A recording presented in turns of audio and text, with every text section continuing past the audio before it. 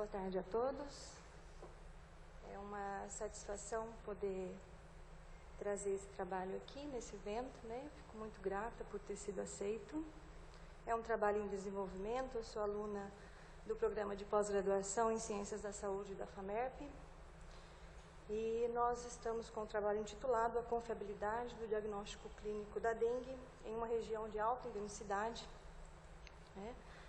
A dengue, em toda a sua magnitude, vem fazendo com que vários estudiosos busquem, por entender melhor a sua evolução, entender melhor o seu tratamento, estudos relacionados à prevenção, e ao diagnóstico. E quando nós falamos em diagnóstico, o diagnóstico laboratorial da dengue, segundo a OMS, é aquele paciente que em caso suspeito, submetido ao exame laboratorial, e aí se inclui o NS1, o PCR, ELISA e IgM, e também o diagnóstico clínico, que em casos de epidemia, ele é utilizado até como um critério diagnóstico epidemiológico, Então, a gente faz uso apenas do diagnóstico clínico depois dos primeiros casos diagnosticados laboratorialmente. E assim ele se mostra importante, quando nós falamos em diagnóstico clínico da dengue. E assim o nosso objetivo nesse estudo foi comparar os diagnósticos clínicos, o diagnóstico clínico e laboratorial da dengue. Inicialmente, nós começamos a trabalhar com uma amostra de 119 mil pacientes, mais de 119 mil pacientes. Esses pacientes são pacientes que foram notificados nessa região, que é de São José do Rio Preto, entre os anos de 98 e 2012.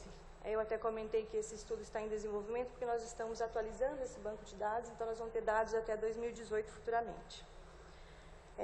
As variáveis estudadas para o diagnóstico clínico foram as manifestações clínicas gerais da dengue, que aí nós incluímos a cefaleia, a febre, a dor retroorbital,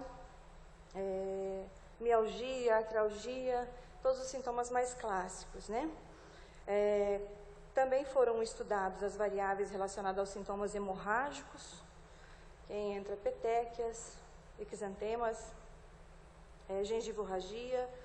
A insuficiência orgânica também foi estudada e o extravasamento plasmático.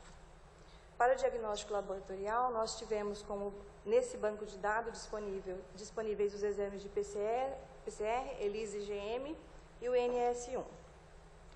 Nós utilizamos o nosso modelo analítico de concordância, foi o método de capa de Cohen, que o professor acabou de comentar, onde ele vai além do acaso, a análise dele não ele retira ali aquela questão do acaso. Nós calculamos também o valor preditivo positivo, o valor preditivo negativo, a sensibilidade e a especificidade. Dos exames que nós tivemos disponíveis, o ELISA foi o mais utilizado. Nós podemos até relacionar com a questão da procura por atendimento, que pode ser maior que 5 dias, e aí o exame mais utilizado cairia nesse sorológico. Das manifestações gerais, nós vamos aqui mostrar alguns dados mais importantes relacionados ao ELISA, que foi o mais utilizado. Então, nossa sensibilidade para esses sintomas gerais, como eu falei, cefaleia, febre, a dor retroorbital, variou de 27,19% a 96,55%, com especificidade até 71%, um valor preditivo positivo e um valor preditivo negativo, sempre na grande maioria na faixa abaixo dos 50%. E quando a gente fala em manifestações gerais, a gente percebe também que alguns estudos mostram que até pacientes que evoluem mais gravemente podem não apresentar esses sintomas, como é o caso desse estudo mencionado. Para as manifestações hemorrágicas, alguns dados mais importantes relacionados à PCR, como exantema, acima de 50%, ELISA, a gengivorragia, petequias, relacionada ao NS1, foram os valores maiores encontrados, e o extravasamento plasmático, tanto para o PCR quanto para o ELISA e IgM, ele se encontrou abaixo dos 50%. Então, com esses dados encontrados, com essa amostra avaliada, nós concluímos, inicialmente, é um trabalho que está em desenvolvimento, Mas nessa amostra analisada, a gente pôde concluir que o diagnóstico clínico da dengue sem o apoio laboratorial, ele representa ainda um grau de certeza baixo, né, na confirmação dessa doença. Algumas referências, e eu agradeço muito pela atenção.